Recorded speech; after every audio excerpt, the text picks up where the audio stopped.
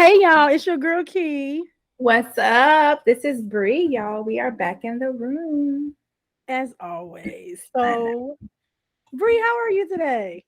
Girl, I'm good. My mic ain't doing what I needed to do. See, I should have been prepared. And I was. I really thought I was. I mean, because when I got on here, I heard Missy playing in the background, so I assumed that this was a live concert happening. It was. Look, anytime before I get out the bed, I'd be like, okay, how do I feel? Like, what song am I going to play? So it started off with Candy Rain, I think. Okay, so real, I like it. Yes, got out the bed dancing. And it just progressed until then, which is probably why I'm a little unprepared. But it's okay. Because you was busy. Okay, that makes sense. Dancing around the apartment. I was busy. That makes sense. I did start music this morning. Well, I take music every day because of my workout. Today I listened to my New Orleans bounce music playlist. So it was You better. It was a time. You And better. we had a time this morning. You better. I'm here for New Orleans bounce. There's not a day that goes by that I don't play a song. So I'm here. I like that playlist on Spotify a lot, actually. But okay, so listen, sis. This book is real.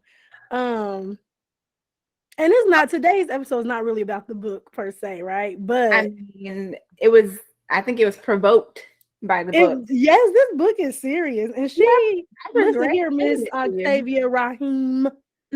Don't come for me. I regret sending you the book because I should have known that you were going to find things in the book and be like, we should talk about that.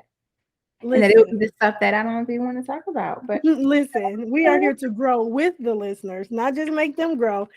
But so I don't know if the people out there, the Chuck peeps, if you've gotten the book at all, but I finally got into the part where you're doing some activity, right? So I'm waiting to get my yoga stuff to start these poses. Because knowing me, I would have just gonna try to pose without the stuff, but I said I was gonna do it right. See, I'm one of those people, I'm gonna do the way I want to, but I'm like, let me do it right the first time to see, because that could impact what it feels like. The whole experience. Exactly. Yes. And so my Amazon cart after we talked about it. So you see, I was like, I want to go to the store. So I'm gonna see if it's a store that have anything today. If not, I'll order it tonight from Amazon. But so in reading this book, something hit me, as you said. Endings. Because the first pose that you talk about is the corpse pose. And the corpse pose, for anybody that's not a yoga person, I don't want y'all to think I'm a professional yoga person. I'm not. But when you have the corpse pose, it's essentially lying down. If I had to describe it in the most simplest terms, obviously they have like, you need a holster a little bit, like to kind of level, keep your legs up higher than your heart. But it's essentially laying still. And that's part of the poses as far as endings. Because when you die, you typically are a corpse, right? And the person would lay. Listen, don't start with me. It is so early to go there. It is so early. I can't help myself. But so it's kind of like, but the reality is doing that pose is uncomfortable for a lot of people initially because there's this desire to move, right? So as I'm reading about it and preparing myself, I was like, that is very symbolic of real life. When something comes up for the ending, most of us are fighting against that. We don't want it to end, no matter what it is. And sometimes even if you know that it's supposed to end, or even if sometimes if you're the person that's initiating this ending of whatever it is, it doesn't mean you're not fighting against it. It doesn't mean that the feelings that come with it or anything like that does not prevent you from it. And so like you're supposed to do these poses for like an hour. I think you're supposed to work up to an hour. It's like long amounts of time. And so like when you first start laying there, you do later, you're like, I just really want to get up and do something, right? Because you're like, this don't make any sense at first. Yeah. And so I was like, that is how it feels when something's ending. And so I was like, as we're talking about growing, I think that's one aspect that you can't avoid. You can't grow and not end stuff. It's impossible. Ooh, do we need a quote? Do we need one? Maybe not. You can't grow without ending stuff. Like what? Okay. Absolutely. Even if And then it's the stuff you need to end and you hold on to it. You're like, there's something on the other side, even though I don't know what that is, what it's going to feel like, hell, what it's going to look like, who's going to be a part of it. But I know that this right here, this right now, got to go. It's got to go. And so it's kind of like, that sent me on a spiral. Mm-hmm. Right? That's the word. That is the word. The word of the day is spiral. Spiral. Yes. And I was spiraling like, oh, so many things, come to mind, so many endings. And so I was kind of like, there's so many questions that I have that I want to like explore, like with you and the people, but kind of like, how do you get comfortable with ending? Does there ever come a moment where it's actually comfortable, or is being uncomfortable a part of ending in general? I know that these are not rhetorical questions. I mean, they are, but they aren't, right? So I want to look at that. Like endings, when you hear that word, Bree, like it gives me anxiety. Okay. You already see, I was like, what is that? Yep. Anxiety? Yep. All in my feelings. Yeah. When I hear the word endings, it gives me anxiety. And so what I love about the book, or at least how far we've gotten into it, is that it sort of forces us to, what's the word? Change our association with the word through yoga poses, right? So initially right now, when I think about endings, it gives me a lot of anxiety. It makes me think of the unknown or uncertainty. Even though I tell people all the time, like there is so much beauty in the in-between, right? When we meddle in the gray area of life, there's so many gifts that can come from that space. But today, endings feel like anxiety. Okay, anxiety. I like that. I can feel that. Like literally, I can feel it. But what do you think it is? I feel like obviously your story is not everybody's story, and it's not, but I feel like as humans, right, we have that connection, like this collective experience. We're all having a human experience here. So we all have the same feelings, and maybe if we realize that, we'd be better people, but that's a different topic. But it's kind of like, what do you think that anxiety is really about? Like, if you had to like pinpoint like ending, but you just like anxious. Like even when I said it, I felt a little jolt in my body. But like, what is that about to you? What do you think it is? What is it that makes us so anxious? I think it's about letting go of what has been familiar to us and then what has become a part of our identity. I think that's what it is. Or for me, right? I'll say for me, that is what endings symbolize, or that is what provokes the anxiety for me. Yeah. So if I think about, example, right? I lived in Ohio for like almost 6 years. Okay. And I knew that leaving Ohio, they had so many endings attached to that. And so much of my identity was created, was what created. There's another word I had, but I lost it. Anyway, so much of my identity during that time was created in those 6 years. And now here I was about to make this decision to like up and leave and move to another state. So talk about anxiety and uncertainty. Oh my God. Yeah. Well, at least I didn't end our friendship when you left me. Wow. I just wanted to throw that in there. But yeah, no, that's because that's a transition. That's a big one, right? Yeah. Because that ends the obvious, like whatever, like a job and stuff like that. But it also just ends the era of life at that point, right? Because your life is not there. Whatever that was, whatever habit that was, whatever hairdresser, whatever nail shop, whatever gym. Oh my God. You know what I mean? Like, and as a woman, when you find your service people, yes, grieve that loss. Yes, Casey in Columbus, y'all, is an amazing hairstylist, and I miss her. So if she ever hears this episode, hey girl. Okay, so when you did that ending from Ohio, and you had that feeling, what were the type of thoughts that kind of were in your ear from yourself that made the anxiety worse? Girl, the umbrella, self-doubt, right? When we talk about solar plexus energy and being That's one of connected. your chakras, in case y'all don't know. Yeah, being connected to yourself and your decisions and feeling confident in the things that you are choosing to be connected to your higher self. Yeah, oh my God, overwhelming self-doubt. Am I making the right decision? Is this going to affect my marriage? Am I going to be okay like leaving this partnership that I've been in for all these years and moving back to a space that I left 6 years ago that I know is different and I'm different coming back to it. So I think it's definitely self-doubt. Am I doing the right thing? And will I be okay? And I would say that's probably that is probably the umbrella of ending, right? Am I going to be okay? Yeah. Am I going to be Because okay? even when stuff's uncomfortable, it's familiar. Mm.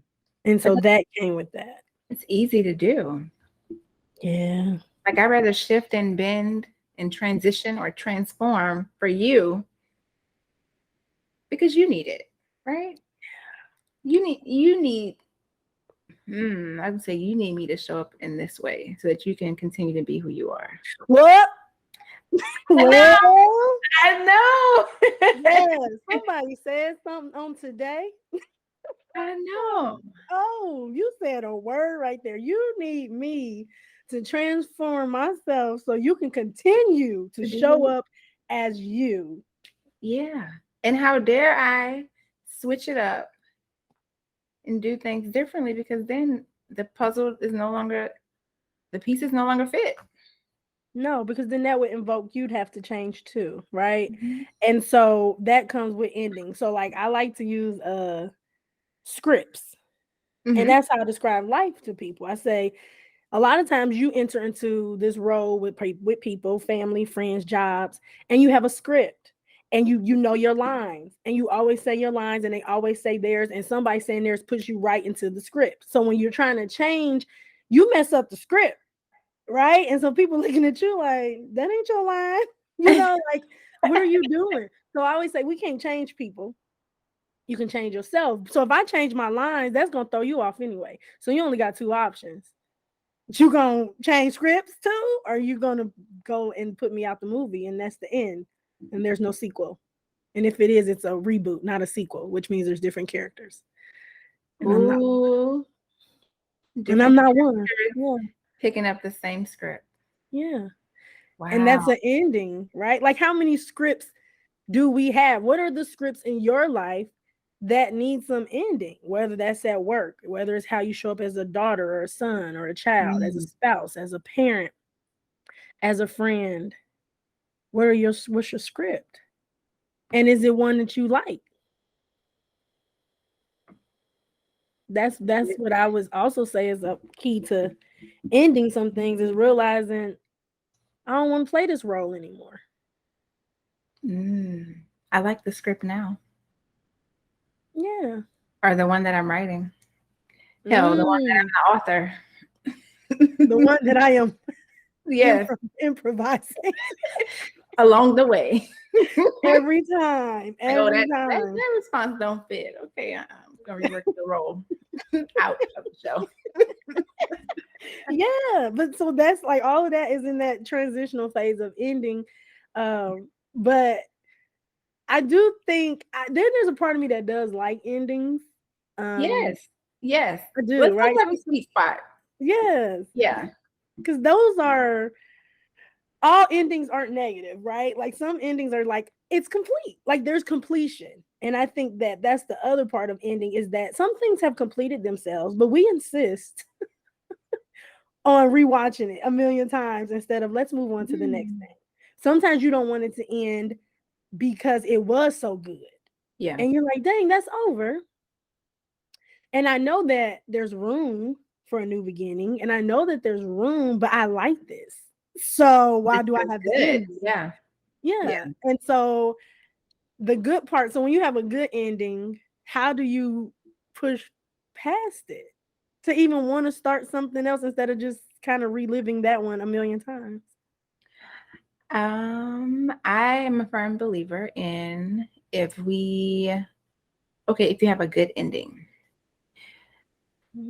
I think to have experienced something that feels like that to that level, then it's a knowing that these are the type of things that I'm attracting in my life. So it'll come around again.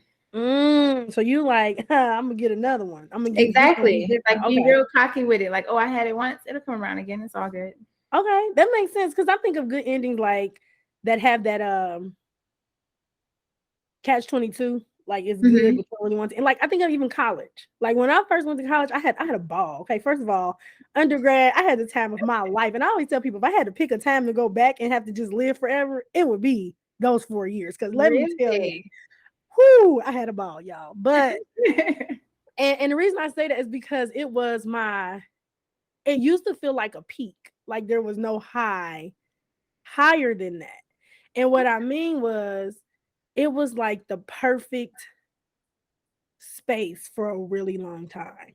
It was an escape from my youth and being a child, but I didn't have to be quite fully adult, right? And so, like, you're right in the middle. Like, I'm responsible for me. I get to make all my choices, but I also don't have all this extra razzle dazzle that comes with adulthood. Like, I stayed on campus, stuff like that. And so I felt free, like you just doing stuff, and it felt really good. And so when I graduated, I cried, of course, right? Because I miss my friends and stuff.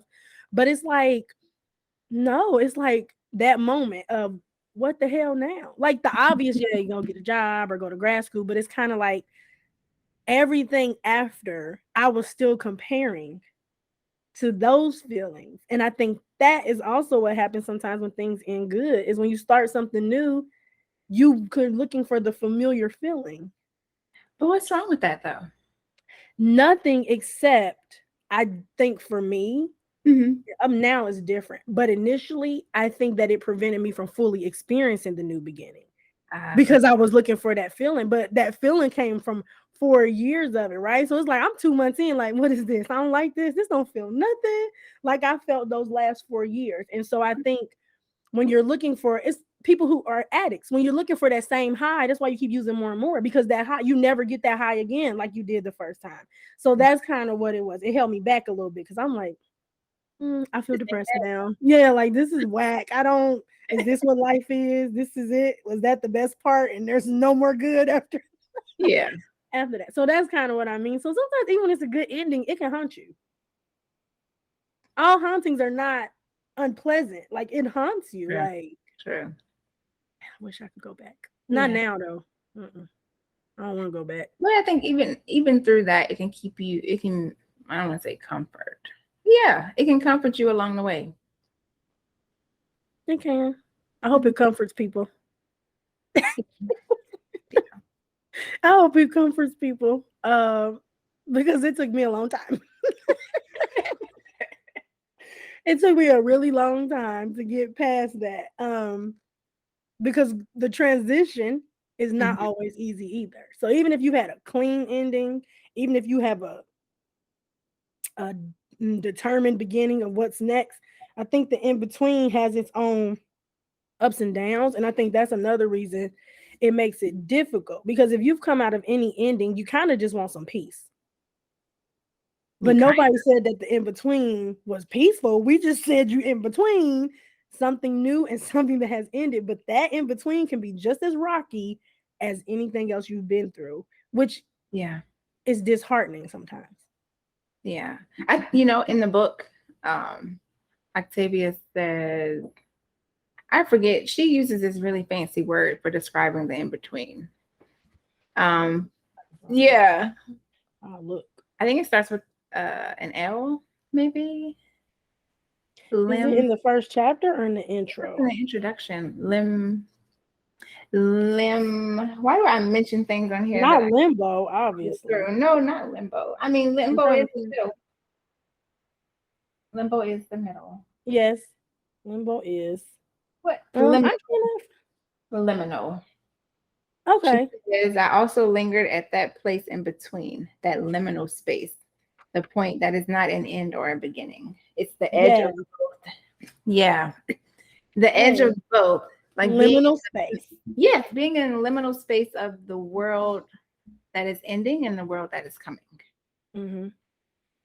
but getting okay with being comfortable with that, right? Like obviously I'm saying I had a rough time, but essentially, I if I had to like pick overall, the liminal space does not bother me for real. The liminal space is where, despite what's going on, I think that's where I get my break and my rest. Because before you start something that's going to take a certain amount of energy, ending it took a certain amount of energy. So I think learning to be okay. Don't look in at Teddy like liminal that. space. Because why is he making noise? He don't make noise no other time. But yeah, the liminal space. I think let's all get comfortable with the liminal space. The liminal space. Doesn't it sound fun when you say it? I like it. No, it doesn't. It doesn't. But yes, because the liminal space is where I would say that's where a lot of transitioning happens. That's where we get rid of what's not working. Yeah, that's where you sit still, you audit, like we talked about last week. You audit, you decide what you want to leave, release that, which looks different for everybody, right? Like I love me a good, I love to go and get my good chakra reset healing from Peace Within 111. Shout her out. Okay, all right. I love that, and I try to do that every 8 weeks, but we all know I'm not. Sometimes it's twice a year, and that's definitely not every 8 weeks. Wow. But I'm doing what I can do in my liminal space. My liminal space is limited sometimes, but I like that. That's one of my recharges and resets. Because for me, when something ends, I still have to get the stagnant energy out of me that's still connected to that. So I like to go and release and, cleanse my chakras and like just my whole spirit so that my energy is flowing again, right? So that I can start a new beginning.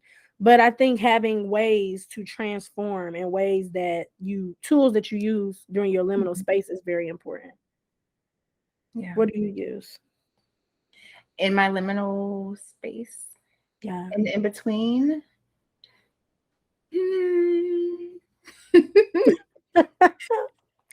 When I'm in between, I think what gets me through the discomfort is I have a lot of solo dance parties. Okay. Dancing is great. Because the movement is the physical releasing of whatever is stagnant or that I feel stuck or whatever I need to move. I don't know where it's going. I just know I need it to shift, right? If it's too much at the top of my body, how can I get it to the bottom? And then I find a song that helps me move to a beat, which is sometimes New Orleans bounce music, But I find a song that helps me move to a beat where I feel like I'm releasing. And that can be any type of music for real. You know what? I'm glad you said music because I was thinking, I've been on a detox because I do those often. But this time I added music to my detox, but not like I would never give up music. But I had cut off for like a few weeks. I wouldn't listen to rap music. I love rap music, so I don't want anybody to think that. But I literally was only listening to either R&B or like Afro-Caribbean music only because sometimes, words, and like I was trying to cleanse my space. And so as much as I'm a thug in my life, in my car. You are a straight gangster. I know. So when I turned the music off, it was like I really was just trying to give myself music that was related more to how I was trying to feel, right? So sometimes when you're in that liminal space, it's not about even just putting down everything permanently, but what can you put to the side in this moment that is going to help you focus on your recharge? So the liminal space is for recharging. Yeah. What can you pause, even if it's temporarily? And then you can pick that up within, later or within whatever you feel like is your new healthy boundary with it. But that is something. So when you said music, I was like, yeah, because I wonder how many people think about that. Like, how many times do you try to actively cleanse yourself by getting rid of or pausing things that are your normal, not because they're harmful, but just because you need that space to focus on your healing. That makes me think like sometimes I don't want there to be like unintentional noise like going around in the background. So if that's a certain song, I chose that song. If that's a certain, like I listen to Native American flute music sometimes, and I'll just have it playing, even while I'm in session sometimes, and they might catch it, they might not, but it makes the space feel really calming, and I can be here, especially when I'm running group. But I can't remember the last time I had my TV on. And I just noticed that when we're talking about it now, like I've been spending time reading a bit in the evenings. I just been sitting on this yoga mat that I have to keep out. So then I know, like, come join me. I'm here, girl. Come on. Yeah. Yeah. Like sometimes just having like random noise in the background can disrupt the between space or whatever it is that needs to come down to you. So I think so there's something I'm going to do, and I'm just going to throw it out there to the Chuck peeps, because it may be something that you want to try. And I know people have heard of it. I'm not about to tell you nothing you ain't heard of, but have you implemented it is the question. So this weekend, financially willing, like I said that, this weekend I'm going to do a 24-hour retreat, right? And so I'm going to go and get a hotel, or iffy about Airbnbs now with some of the stuff I didn't experience, but maybe an Airbnb or something by like a lake, because I want to be by water. But I'm going to shut off. And so nobody can reach me. So I won't be able to like text you or call you. You can. I'm just not going to get it because send you a random playlist. Really? It'll come. I'll see it on Sunday. So my goal is to, because hotels, they don't really give you 24 hours. They give you a night. So I'm going to have to get 2 nights in order to get a full 24 hours, right? Yeah. But shutting off, and I don't mean like you can't go get something to eat, but I'm not going to be on my phone. I'm not answering any phone calls. My phone is going to be off, like literally powered off. I do have a work number that is on silent, that people, if it's an emergency, because I understand life. Yeah. Right. But I'm shutting that off. I'm going to get a massage. I'm going to have a person come to me though. I'm going to get a massage. I'm going to relax. I'm going to do some meditation. I have activities that I want to do, and it's just self-time to escape from everybody else. And I know everybody's life does not always constitute that, but I feel like you need to find 24 hours for yourself. You need to find 24 hours for yourself with nothing, because you need to recharge. But how can you recharge when your responsibilities are looking at you? When you got your work phone, when your husband or your wife is looking at you, when you got kids, when you're looking at those things. And like, it doesn't have to be anything fancy. That's why I was like, it's just a hotel, but like a different environment, because you can't look in your same environment either. And I encourage people, because that helps with endings and new beginnings. And sometimes finding out what you have going on internally takes breaking away from the world. You can come back, but we have to isolate sometimes. Yeah. Because it is healthy in a healthy amount. And I am so looking forward to it, because I physically feel it. And even my spiritual mentor, she was like, every time we